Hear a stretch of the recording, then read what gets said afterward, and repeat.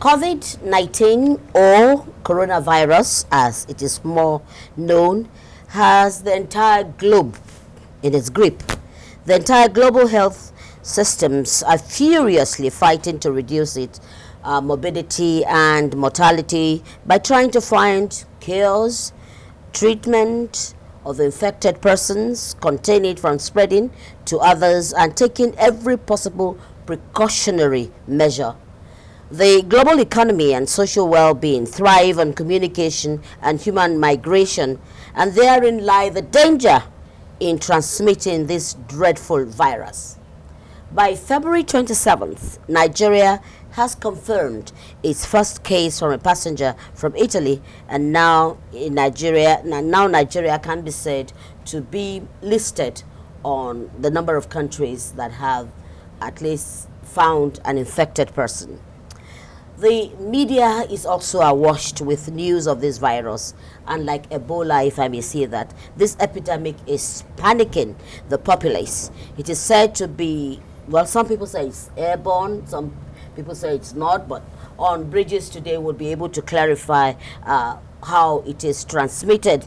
Now, Bridges has with us on this very special edition dedicated to the containment of coronavirus, or COVID-19, as WHO would ask us to call it.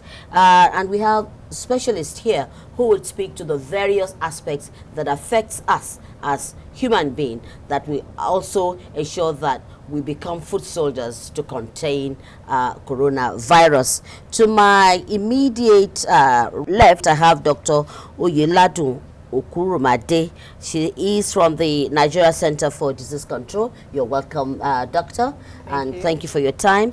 And we just have to move him away from where he was to be part of this program. And you're very welcome. Your first time on Bridges, Dr. Francis Ohanyido, who is the president, West Africa Academy of Public Health, himself a public health expert. You're welcome on Bridges, doctor. Thank you. Now we have somebody who has been tracking what people want to know, or what people should know.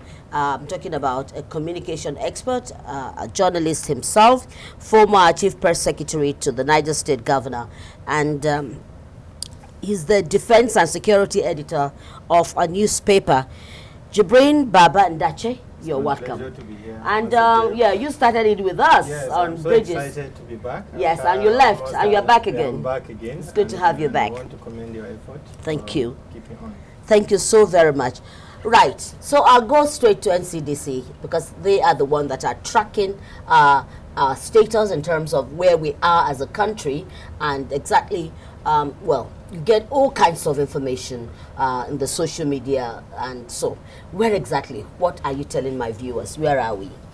Okay, as at the 1st of March 2020, WHO has confirmed over 18,000 cases of COVID-19, and this has been confirmed in 59 countries. And currently, they've confirmed 2,977 deaths so far. And there are countries with ongoing local transmission, like China, like Korea, Japan, Iran, and Nigeria. On the 27th of February 2020, just like you mentioned, Federal Ministry of the Federal Government of Nigeria confirmed the positive case of COVID. The first case was confirmed in Nigeria, which was confirmed in Lagos State. This first case that was reported since the beginning of this global outbreak, it's an Italian citizen who just arrived from Milan. and then he arrived on the 25th of February and had a business meeting in Ogun State. Yeah, I think this news is out there. Yes. And he's been, all his tracks have been traced. Yes, and the case was, of course, confirmed in the virology lab of Lagos State University Teaching Hospital. And all the contacts from the time he arrived the country, that's the passengers within the airline that he flew in with, and all the contacts according to the track that we've been able to trace have also been line listed, and we're following up. Yeah, on following them. up on Yes. that. Yeah. Can you quickly, before we go into other conversation, just quickly remind us what is coronavirus? Coronavirus is a viral infection. It is a respiratory illness, and it is one of the strain of SARS-CoV. SARS, if you recall, the SARS infection of 2001, 2003, also originated from China as well.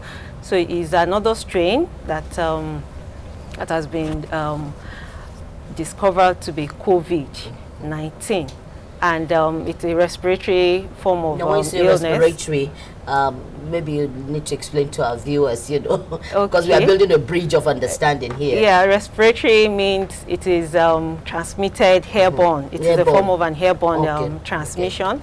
And in terms of symptoms to look out for, it presents like fever, like cough, a kind of a common cold symptoms, but sometimes it could occur with respiratory distress. It could actually have severe respiratory distress.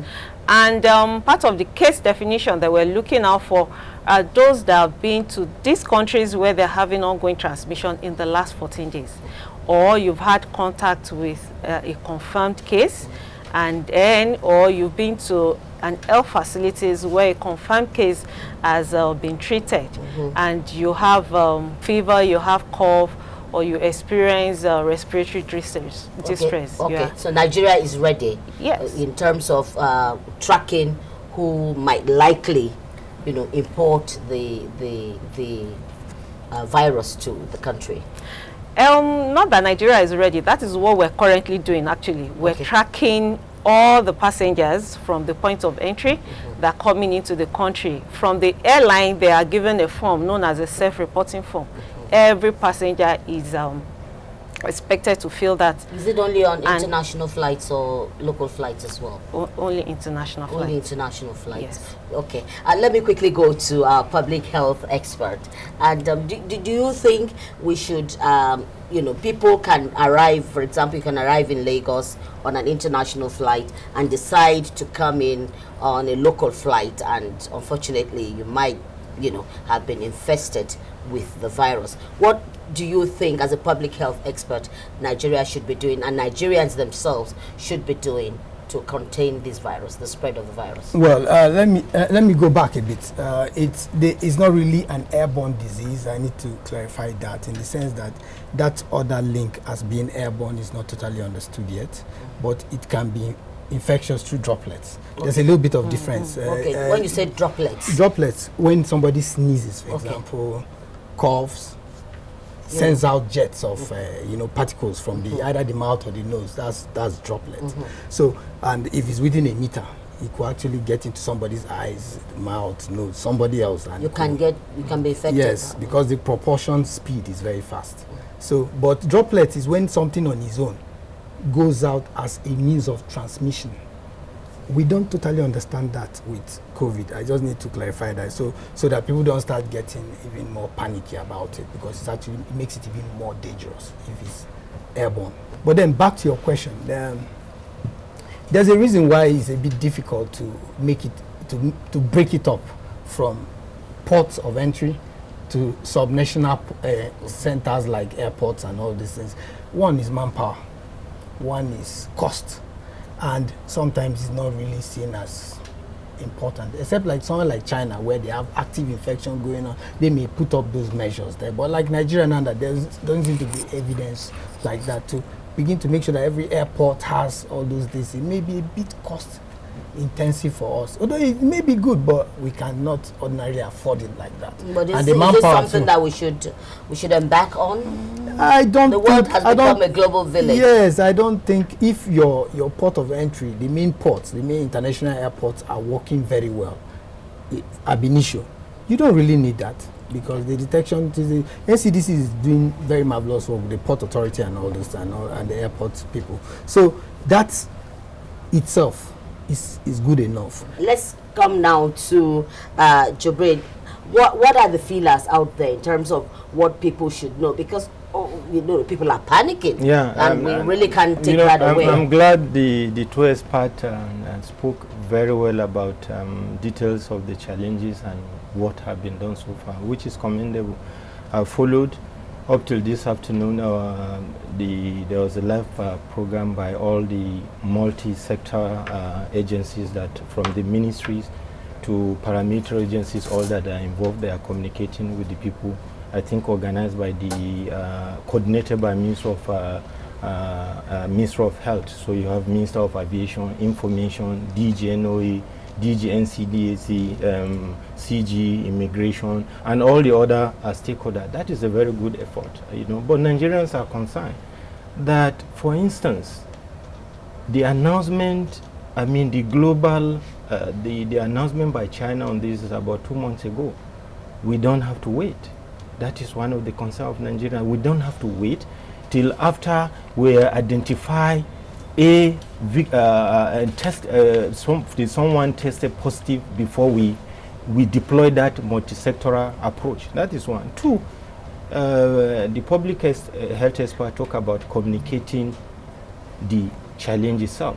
One of our biggest challenge as a country, and the concern that have been raised by many Nigerians, is that we are not talking too much.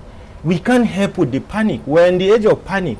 In the age of social media, I just come out of public office. 24 hours, you are perpetually in crisis, because once you don't create your own narrative, people are hungry for news. They want to know, so they go to all sources. So you need to create your own news. You need to sustain it. You need to keep changing it, and there has to be a coordinated communication strategy. One-stop shop for who says what. There has to be we have to activate a communications crisis communication strategy and all of that. And then our Nigerians are concerned, for instance, about the airport. The public health expert did mention that yes, Nigerian people will panic. Globally, all of us travel. I know that I traveled and have been profiled. You don't have to get angry when you are profiled. You know that in security, there are times that you say that a country at a certain point is on red alert. And therefore you are traveling, you get to a country, and then they say, Mr. A, Mr. B, Mr. C, you move to the other line. You know you are not a criminal, but the country is taking precautionary measure. So what I'm saying, Nigerians are concerned that we are not doing enough at our own point of entry. We're talking about contributions, individual collaborative efforts. It's all needed at this point in time. Now, speaking about our state of preparedness in terms of surveillance, which you heard, and of course I'd want Dr. Francis also to speak to it. How ready is the country? Okay, thank you. I would actually like to debunk what the security personnel talked about in terms of... He's a journalist. But he covers security and defense, and I think it's appropriate that yes, we bring it in terms of we don't have to wait, from the time China reported this outbreak till when the first case came into Nigeria. We did not wait. At Nigeria Center for Disease Control, immediately this happened, we set up a Corona Preparedness Committee, which we have used to ensure that we strengthen our preparedness, we strengthen our ability to detect and confirm. And in terms of that, we ensure that we started developing all the guidelines and the standard operation procedures to ensure that we pick this case at all if and when it enters into the country. And also we build capacity of our laboratory across the country. We have a laboratory network to be able to detect these cases, and we have 5 laboratory networks now already fully in place to detect these with less than 24 hours, if at all we have any case. Well, And let me apart from let me that- just corroborate that, because just before we came to the studio, we spoke to the Director General of NIMA, that is the Nigeria Institute of Medical Research, on their state of preparedness. He's in Lagos, but this is what we got from him.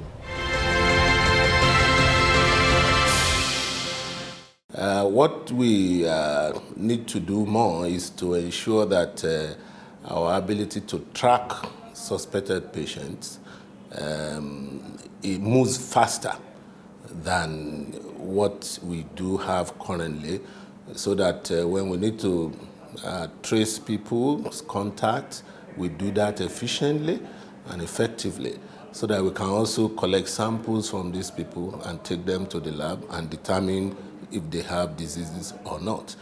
But it's also good to know that it is not all infection that leads to death. That a lot of people also survive it, and that we need to reduce the panic within the Nigerian population, so we don't do things that will be negative to our health. By now, from NCDC site and from our own website, you will find things that you need to do if you suspect that you have infection, or you find things that you need to do to prevent infection. And there are emergency center numbers that has been created by NCDC that practitioners of medicine can call, or even patients who feel so. So there is enough information in the air, in the country, and there is enough preparation to take care of people who contract the disease, if that happens. Well, thank you, Professor Salako there. And, well, we all heard it is, as for NIMA and collaborating with other laboratories in the country, they're ready. So supposing somebody comes in and is, God forbid, from very far place from Lagos, where these labs are. Now, what will happen to get the person to, you know, if that person comes up with some signs and symptoms? And that will lead to my next question. They said, well, according to the social media, I have no confirmation, but that some people have been quarantined.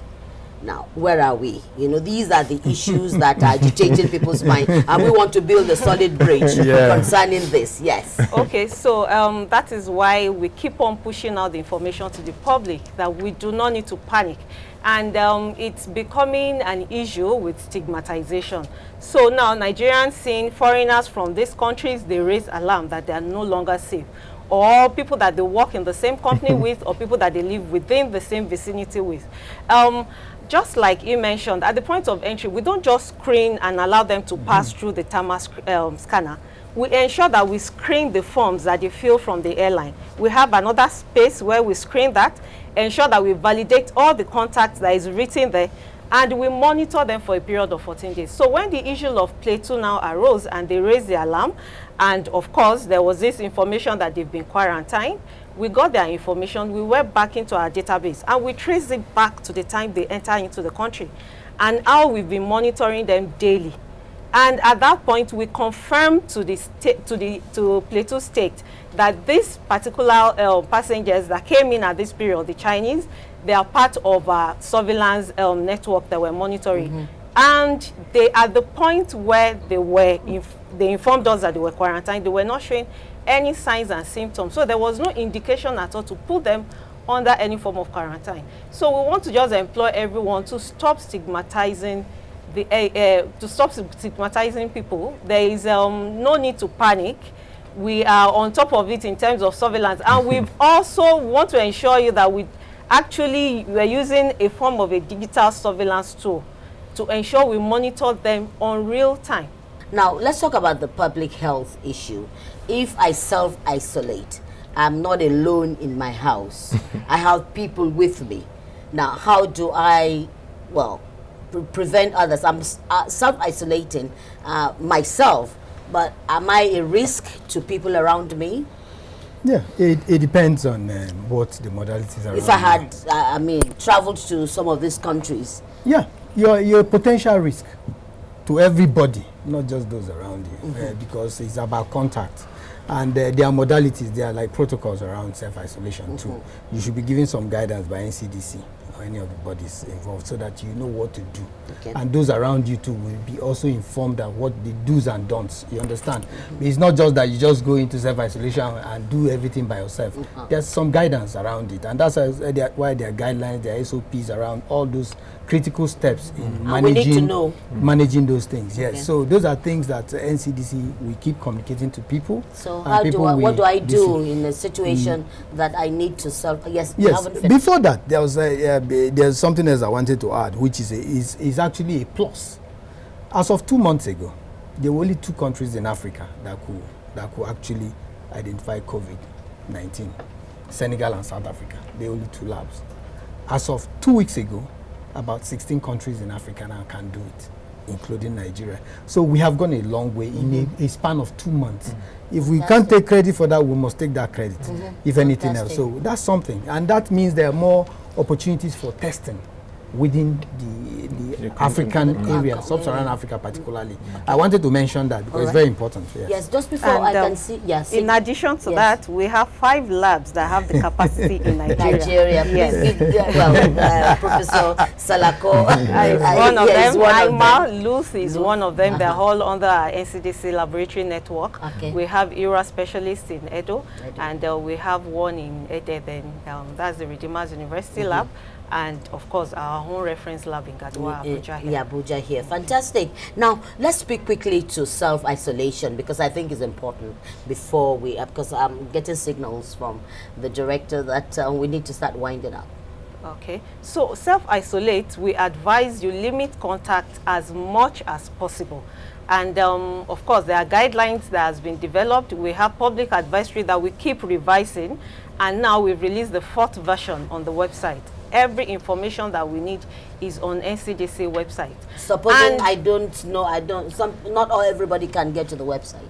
Yes. So what are you doing? And that's his concern. Yeah, that's my concern. Yes, that is his concern. And I want to assure you, I want to assure Nigerians that the emergency operations center that was activated, we activated it in a multi-sectoral way, and we're working closely with Ministry of Information, we're working closely with NOA, we're working closely with all the media houses. Today, despite the fact that the Director General of Nigeria Center for Disease Control is on self-isolation, he has granted interview in about 7 different media platforms today. Okay. Through Skype. So what country did he it was part of the mission team to China. To China, so he actually was at the epicenter. The epicenter. Okay, so yeah, as we round up, what's your message out there? Well, we should take what the experts have said. We shouldn't panic. We need to do more. We have commended the effort of all the stakeholders so far, but there's a gap between what is done and what gets to the people. For instance, let me use this example.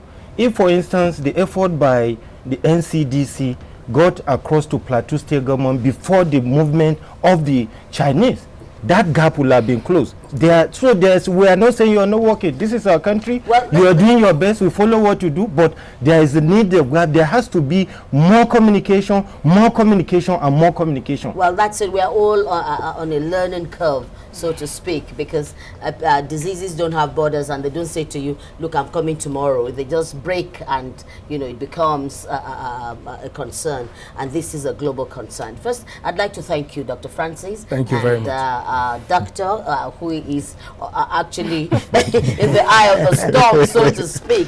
And of course, Jibrin, welcome back to Bridges. Yes. So as we all continue to build, preventive measures to put these virus at bay, it is important that, you're going to get some of the tips. It is important that you keep clean, not just your environment. Do you agree with me? Yes. Our environment too. Keep clean, stay healthy, and if you see something, say something.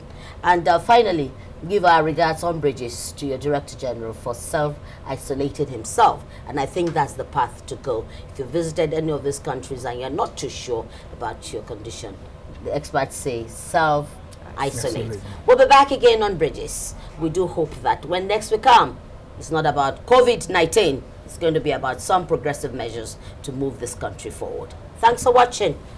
Bridges to the back.